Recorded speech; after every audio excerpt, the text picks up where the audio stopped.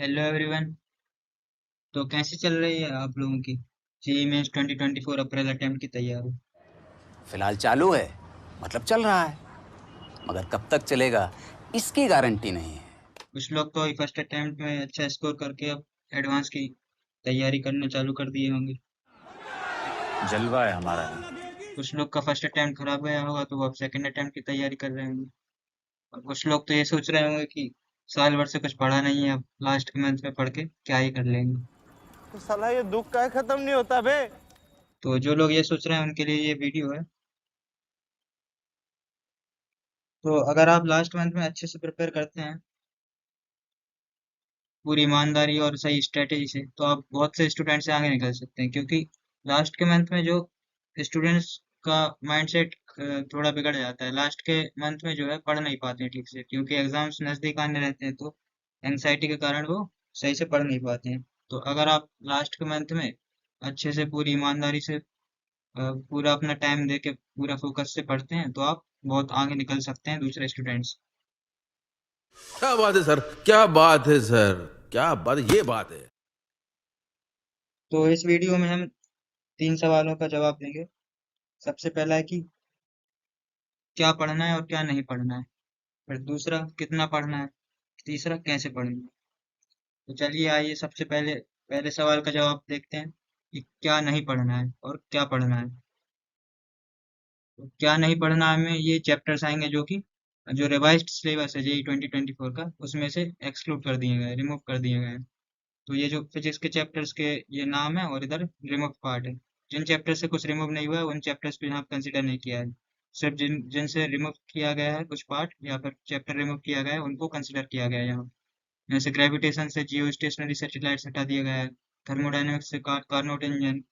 वैसे यहाँ पर कम्युनिकेशन पूरा चैप्टर रिमूव कर दिया गया है। तो ये आप टॉपिक्स, चैप्टर वाइज टॉपिक्स देख सकते हो किस चैप्टर से क्या हटाया गया है। फिर सेकंड, केमिस्ट्री। केमिस्ट्री में ये स्टेट्स ऑफ मैटर पूरा रिमूव कर दिया है। सरफेस केमिस्ट्री पूरा, hydrogen, S block, metallurgy, environmental chemistry, chemistry in everyday life, polymers, ये सब चैप्टर्स फुल रिमूव कर दिए हैं। और ये some basic concepts of chemistry, atomic structure और पी ब्लॉक से ये चीजें रिमूव कर दी गई हैं। मैथ्स की बात करें तो complex number and quadratic equation से ये square root of a complex number, triangle inequality, matrices and determinant से ये टॉपिक्स, मैथमेटिकल इंडक्शन पूरा चैप्टर रिमूव कर दिया है। और ये सबसे लास्ट में जो मैथमेटिकल रीजनिंग, जो सबसे इजी चैप्टर था जिससे क्वेश्चन आता था और वो बन भी जाता था, वो भी रिमूव कर दिया गया है यहाँ। तो ये जो टॉपिक्स हैं वो हमको नहीं पढ़ने हैं। फिर दूसरा, क्या पढ़ना है और कितना पढ़ना है। तो ये जो चैप्टर्स हैं इनको आप प्रिपेयर कर सकते हैं। मतलब हमको अब वो चैप्टर्स पढ़ने हैं जो कम टाइम लेंगे और आसानी से हो सके, क्योंकि अब टाइम हमारे पास ज़्यादा बचा नहीं। तो वो चैप्टर्स जो लेंथी चैप्टर्स हैं, जो बहुत टाइम लेते हैं और डिफिकल्ट भी होते हैं, तो उन चैप्टर्स को हम छोड़ ही देंगे अभी। अभी हमको उन चैप्टर्स पर फोकस करना है जो कम टाइम में हो सकते हैं और आसानी से भी हो सकते हैं। तो कई लोगों को मैकेनिक्स इजी लगती है। मैकेनिक्स का जो स्टार्टिंग पार्ट पार्ट होता है, काइनेमेटिक्स, एनएलएम, ये सब वो कर लेते हैं। और कई लोगों को जो 11th क्लास का फिजिक्स का सेकंड पार्ट होता है, थर्मोडायनेमिक्स, फ्लूइड्स हो गया, एसएचएम, वो वाला पार्ट आसानी से कर लेते हैं। तो ये अब आपके ऊपर डिपेंड करता है, या तो आप मैकेनिक्स वाला पार्ट करो, मतलब vectors, kinematics, NLM, work energy, power centre of mass, rotation तक। या फिर आप सेकंड वाला पार्ट करो, मतलब दो पार्ट में से आपको कोई सा एक पार्ट करना है। या तो ये जो चैप्टर्स मेंशन किए मैंने, वो वो वाला ये वाला पार्ट कर लो, और दूसरा वाला जो पार्ट है उसको छोड़ दो, मतलब फ्लूइड्स छोड़ दो, thermodynamics, thermal properties of matter, KTG, SHM waves, ये सब छोड़ सकते हो आप। तो मुझे मैकेनिक्स ज़्यादा आसान लगती है, तो मैंने ये मेंशन किया है यहाँ पर। तो ये क्लास 11th में मैकेनिक्स में ये चैप्टर्स आप कर सकते हैं, और जो दूसरा वाला पार्ट है थर्मोडायनेमिक्स, एसएचएम बेस, वो वाला पार्ट आप छोड़ सकते हैं। फिर उसके बाद ग्रेविटेशन भी करना है। और ये इसके सामने मैंने टाइम मेंशन कर दिया है कि आपको कितना टाइम देना है इन चैप्टर्स को। तो units and dimension, basic mathematics और वेक्टर्स, ये तो सबसे बेसिक चीज़ है। ये तो सबको आनी ही चाहिए, सबसे स्टार्टिंग में ये चीज़ पढ़ाई जाती है। तो इसको आप एक दिन दे सकते हैं। काइनेमेटिक्स 1D 2D और यूनिफॉर्म सर्कुलर मोशन को एक दिन दे सकते हैं। एनएलएम और डायनेमिक्स ऑफ सर्कुलर मोशन को एक दिन दे सकते हैं, तो ये उनके सामने टाइम मेंशन किया है। और फिर है ट्वेल्थ क्लास में इलेक्ट्रोस्टैटिक्स में आप कुलम्स लॉ जो force between charges electric field due two charges point charges, वो आप पढ़ सकते हैं बेसिक वाले, क्योंकि ग्रेविटेशन और इलेक्ट्रोस्टैटिक्स सिमिलर होते हैं। ग्रेविटेशन में मास होते हैं, इलेक्ट्रोस्टैटिक्स में चार्ज होते हैं, तो आप इनको एक साथ पढ़ सकते हैं एक ही दिन में। पहले ग्रेविटेशन कवर कर लीजिएगा, फिर इलेक्ट्रोस्टैटिक्स। तो इलेक्ट्रोस्टैटिक्स तो बहुत बड़ा चैप्टर है, तो उसको पूरा नहीं पढ़ना है, सिर्फ वो स्टार्टिंग वाला पार्ट जो ग्रेविटेशन से मैच करता है, Coulomb's law, charge, electric field due to Coulomb's law, और मैग्नेट वो अ, एक हॉलो स्फीयर के द्वारा इलेक्ट्रिक फील्ड और सॉलिड स्फीयर के द्वारा इलेक्ट्रिक फील्ड, जो जो ग्रेविटेशन से कॉन्सेप्ट मैच करते हैं वो पढ़ लीजिएगा। इसके बाद ये रोटेशन में आपको रोटेशन भी पूरा चैप्टर नहीं पढ़ना है, बहुत बड़ा चैप्टर है, तो मोमेंट ऑफ इनर्शिया पढ़ सकते हैं आप, और basic formulas of torque, angular momentum और कंजर्वेशन ऑफ एंगुलर मोमेंटम, ये सब पढ़ सकते हैं। मतलब रोटेशन में मोमेंट ऑफ इनर्शिया आप अच्छे से पढ़ लीजिएगा। और फिर जो टॉर्क के बेसिक फॉर्मूले से, torque equal to R cross F, और एंगुलर मोमेंटम और कंजर्वेशन ऑफ एंगुलर मोमेंटम, ये सब बेसिक बेसिक चीजें आप पढ़ सकते हैं, ज्यादा डीप में नहीं जाना है। वैसे इलेक्ट्रोस्टैटिक्स में भी सिर्फ जो बेसिक चीजें हैं वो पढ़ सकते हैं। जो कैपेसिटर है, करंट, इलेक्ट्रिसिटी है। फिर magnetic effects of electric current में आप मैग्नेटिज्म हटा दीजिएगा, वो बार मैग्नेट्स वाला पार्ट, बार मैग्नेट्स, फिर उसमें जो डाइपोल वगैरह देखते थे वो सब आप छोड़ दीजिएगा। और जो magnetic effects of electric current है, मतलब अ, एक वायर में करंट जाता है तो उसके क्रॉस मैग्नेटिक फील्ड निकालना रहता है, और वो वाला पार्ट आप कर सकते हैं। और एक लोरेंट्स फोर्स रहती है, q dot v cross v वाला, वो वाला पार्ट कर सकते हैं। फिर इलेक्ट्रोमैग्नेटिक इंडक्शन में भी आपको ज्यादा डेप्थ में नहीं जाना है, सिर्फ वो स्टार्टिंग के पार्ट जो रहते हैं, rate of change of flux जो होता है वो ईएमएफ होता है, d phi by d t equal to EMF, वो स्टार्टिंग का पार्ट कर सकते हैं। एसी आपको छोड़ देना है। ईएमएफ बहुत छोटा चैप्टर है, तो अगर चाहे तो आप कर सकते हैं, इससे एक क्वेश्चन आने की प्रोबेबिलिटी बहुत रहती है। फिर नेक्स्ट पार्ट है dual nature of matter and radiation. तो इस वाले टॉपिक में अ, आप केमिस्ट्री में एक चैप्टर आएगा एटॉमिक स्ट्रक्चर, तो केमिस्ट्री का एटॉमिक स्ट्रक्चर बहुत अच्छे से पढ़ना है। उसके कारण आपको ये दो चैप्टर्स भी कवर हो जाएंगे, एक dual nature of matter and radiation और एक एटम्स एंड न्यूक्लियाई। तो एटम्स में वो एटॉमिक स्ट्रक्चर, बोर्स मॉडल, वो वगैरह पढ़ाया जाता है, तो वो एटॉमिक स्ट्रक्चर में भी है। तो एटॉमिक स्ट्रक्चर अगर अच्छे से पढ़ लेंगे तो ये दोनों चैप्टर भी कवर हो जाएंगे। और इन चैप्टर्स में से बहुत सी चीजें रिमूव भी हैं, तो रिमूव वाला पार्ट मैंने पहले बता दिया है, तो उन टॉपिक्स को एक्सक्लूड कर दीजिएगा, बाकी जो जो बचेगा इन चैप्टर में से वो पढ़ लेना है। उसके बाद सेमीकंडक्टर में सिर्फ लॉजिक गेट पढ़ना है, क्योंकि मोस्टली लॉजिक गेट्स से क्वेश्चन आते हैं, और लॉजिक गेट्स बहुत इजी भी होता है, बाकी का सेमीकंडक्टर का पार्ट बहुत टफ है, और उससे क्वेश्चन की प्रोबेबिलिटी लॉजिक गेट्स के कंपैरिजन में कम रहती है, तो लॉजिक गेट्स आप पढ़ लीजिएगा।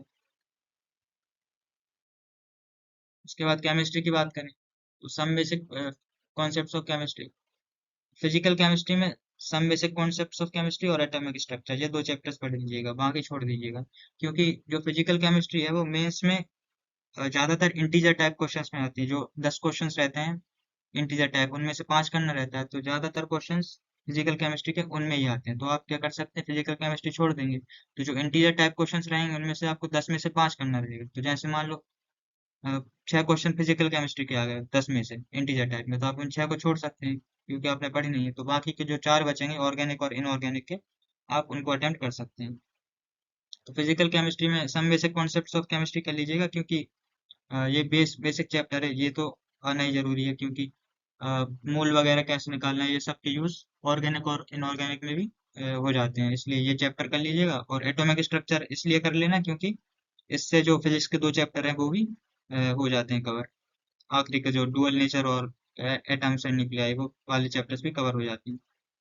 फिर इनऑर्गेनिक में classification of elements and periodicity, और केमिकल बॉन्डिंग और कोऑर्डिनेशन कंपाउंड, तो ये 3 चैप्टर अच्छे से कर लेना। खास करके ये केमिकल बॉन्डिंग और कोऑर्डिनेशन कंपाउंड, इससे ज्यादा क्वेश्चंस आते हैं इनऑर्गेनिक में, तो ये दोनों चैप्टर कवर कर लेना।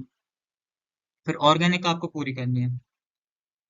ऑर्गेनिक आइसोमेरिज्म, जीओसी, नोमेनक्लेचर, ये तो सबसे स्टार्टिंग की चीज है, ये तो करना ही करना है। उसके बाद ये जितने भी चैप्टर्स हैं वो भी आपको पूरे करने हैं।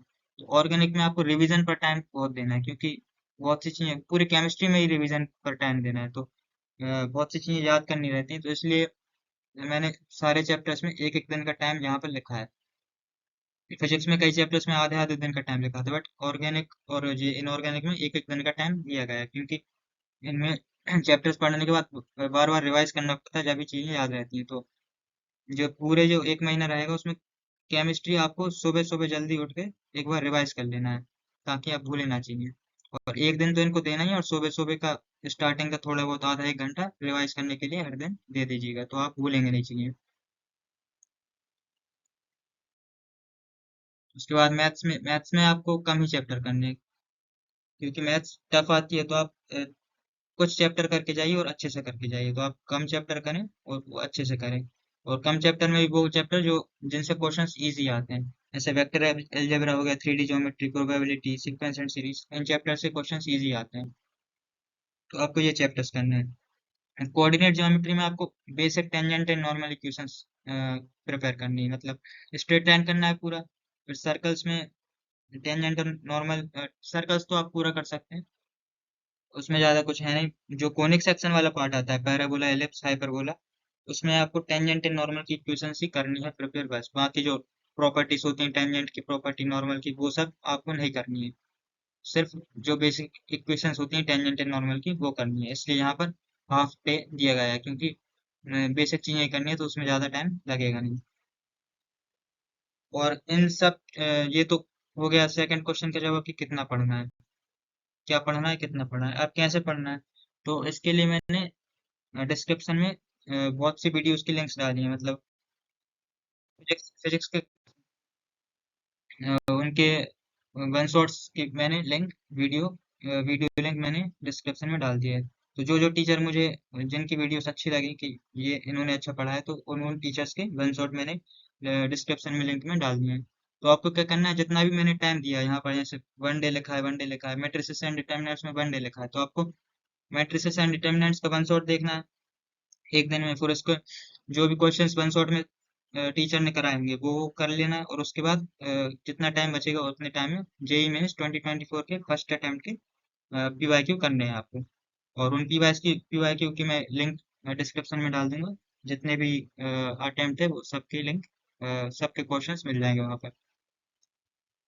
तो और बाकी जितने भी चैप्टर्स के हैं यहाँ पर बताए गए हैं, उन सबकी मैंने डिस्क्रिप्शन में वीडियोस डाल दिए सारे। जो भी टीचर मुझे अच्छे लगे उनके वीडियोस के लिंक डाल दिए, तो आप वहां से पढ़ सकते हैं। तो thank you and all the best for your exams.